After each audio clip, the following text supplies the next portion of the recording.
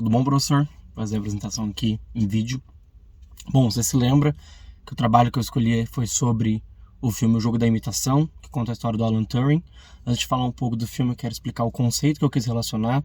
Quis relacionar com os conceitos que a gente trabalhou em sala, que a autora Maria Lúcia Silva Barroco, ou Barroso, traz naqueles capítulos que a gente aprendeu, né? Sobre aquele conceito da ética não como algo físico, não como algo fixo ou absoluto, mas sim como uma construção humana que varia e se contradiz de acordo com os interesses da classe dominante. Certo? Dito isso, vamos traçar um paralelo lá da Grécia Antiga, que a gente trabalhou em sala. Quem era considerado socialmente aceito? Qual que era a construção de ética social para um cidadão? Era o homem, maioridade, etc. Mas um dos fatores principais é ele ter posses de terra. É como um fator que agregava para a sociedade. Era a contribuição dele para a polis para poder garantir os seus direitos, sua segurança e a sua participação, seus cargos públicos, etc. Então, aquelas pessoas que não tinham isso a oferecer não eram cidadãos. Consequentemente, não haviam por que ter os seus direitos garantidos, nem sua segurança, e nem poder participar efetivamente na tomada de decisões. Né? Então, a classe dominante são cidadãos. Na Grécia Antiga, eram aqueles detentores de posses, detentores de terras. Né? Dando um salto contemporâneo, chegando mais perto da atualidade, a gente tem a Revolução Industrial. Na Revolução Industrial, embora para você ser um cidadão era nascer naquela região, a ética social e aquela construção assegurava os direitos de liberdade para os donos do capital, os capitalistas, os donos do meio de produção. Né? Sempre a classe dominante que tinha seus direitos de poder tirar uma férias, de poder escolher não trabalhar, de poder ter a liberdade de ir para um lugar ou para o outro. Aqueles que não tinham isso eram obrigados a se contentar com uma jornada de trabalho de 16 horas, péssimas condições de trabalho, insegurança, né? Tudo isso geralmente eles não podiam nem escolher onde eles iriam morar, porque as fábricas se expandiam e se construíam em volta das fábricas e das indústrias, casas, moradias, lugares para onde eles deveriam morar lá, né? Logo, eles não tinham esses direitos assegurados. Porém, tanto na Grécia Antiga quanto na Revolução Industrial, a classe que não era considerada cidadão, eles não ficavam só alheios na sociedade. Eles ainda serviam como mão de obra.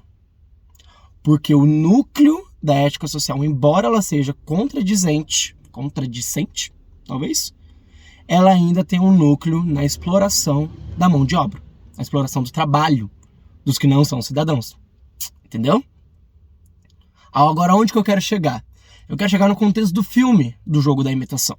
O filme do Jogo da Imitação é sobre a história do Alan Turing, que foi o pai da computação, que ele foi um cientista britânico que foi contratado pelo Estado num instituto britânico de inteligência para poder decodificar o código dos nazistas, para poder ajudar a Inglaterra na guerra.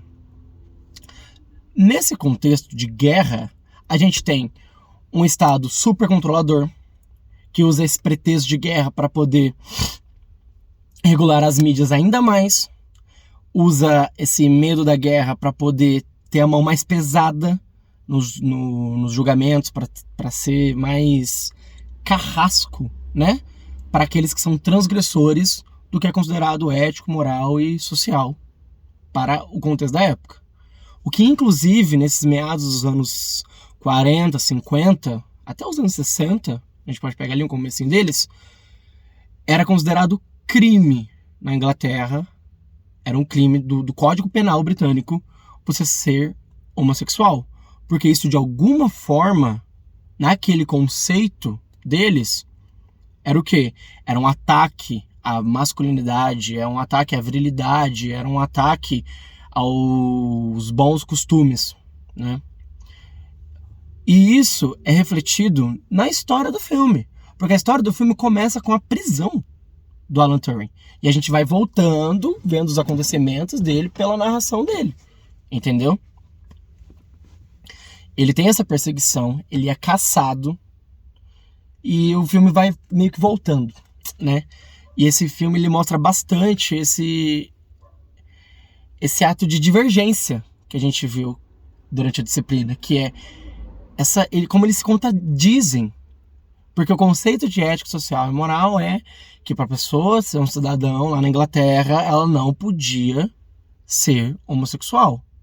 Porém, ela ainda seria uma ótima mão de trabalho. Então, para ser explorado, ele é um cidadão.